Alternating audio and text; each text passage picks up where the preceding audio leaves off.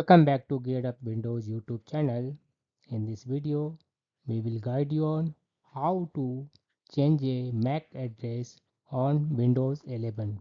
For this, you need to open Device Manager. For that, you can right click on this one Start button and here select Device Manager option. In the Device Manager window, double click on this one Network Adapters.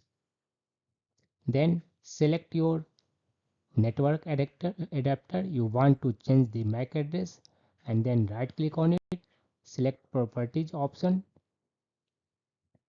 then switch to the advanced tab. In the property box, select locally administered address, and in the value field you can type your desired MAC address. Here you can use letters or numbers, and you can put value up to 12 letters or digits or both. Then click on this one OK button to save the changes. That's all about this video. If you are new to our channel Gear Up Windows, kindly subscribe it, and if you love this video, press thumbs up. Bye bye.